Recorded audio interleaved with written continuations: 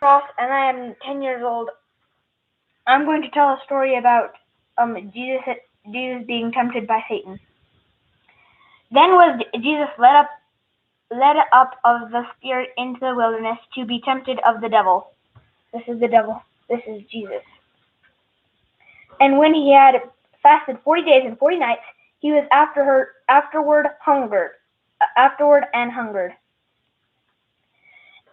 He was very hungry. And when the tempter came to him, Satan, he said, "If thou be the Son of God, command these stones to be made bread." These stones will become bread. Can't see them. These stones. But he answered and said, "It is written, Man shall not live by bread alone, but every word that proceedeth out of the mouth of God." Who are you? What do you mean? What do you mean by that? What is your name? Oh, Gideon. Gideon. Okay. Ross. What story are you telling us?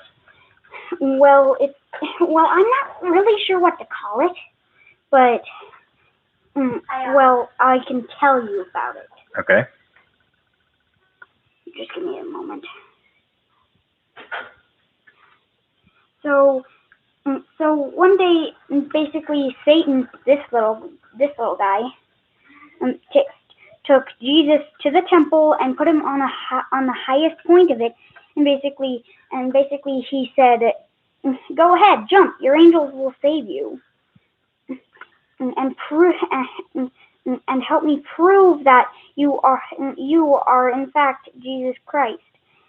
But then Jesus Christ responded, this little guy is Jesus Christ, and he had responded, "Why would I ever do that? Would I want to kill myself?" Because he hadn't want, and then another thing he basically said was, "Are you trying to tempt me? I guess you are." So, yeah, I think that is the end. Okay, who are you? My name is Miriam Annette Ross, and I am 8 years old. Okay, what's your story? And I am here to tell you about Jesus' miracles when he's healing people and banishing devils from their spirits. So, I'm going to say my words of the story. Okay. So, basically, Jesus is going to Galilee. So, walking to Galilee.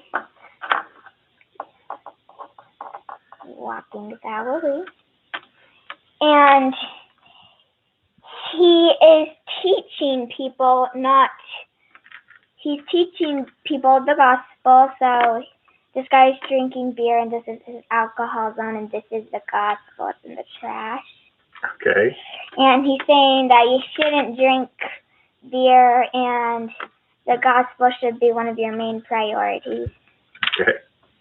So instead of beer, you should be doing the gospel. Wow, I missed the story of Jesus knocking out the beer mug. And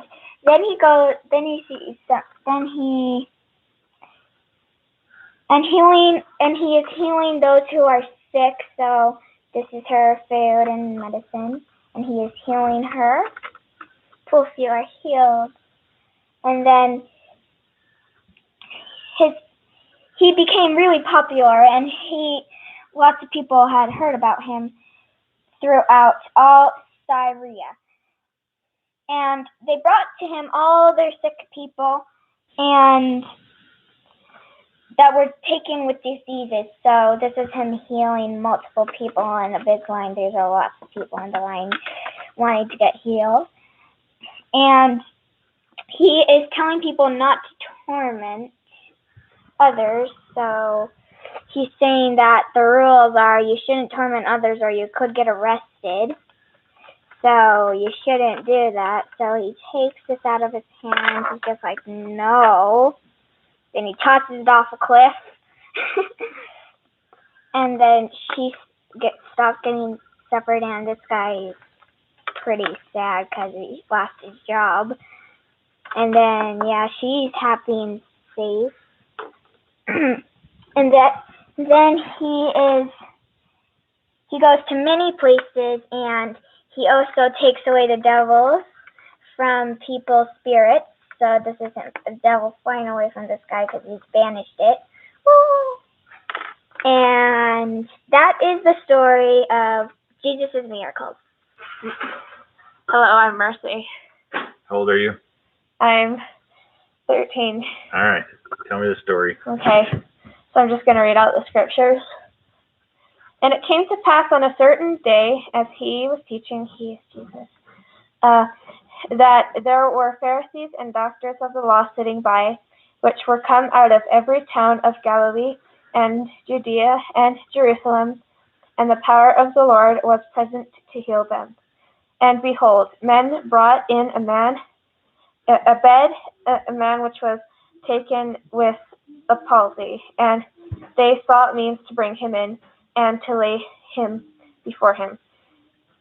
And when they could not find by what way they might bring him in because of multitude, they went upon the housetop and let him down through the tilting with his couch into the midst before Jesus.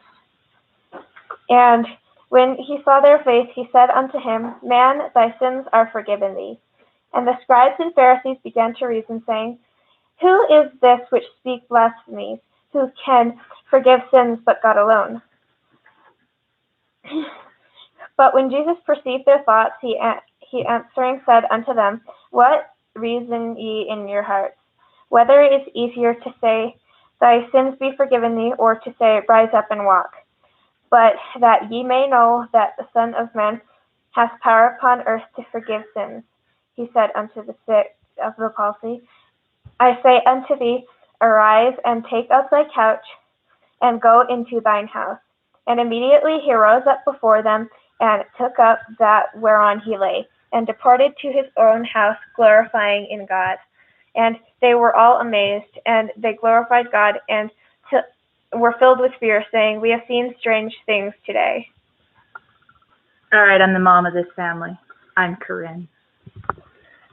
This is a representation of when Jesus called two of his disciples to come and follow him. Here's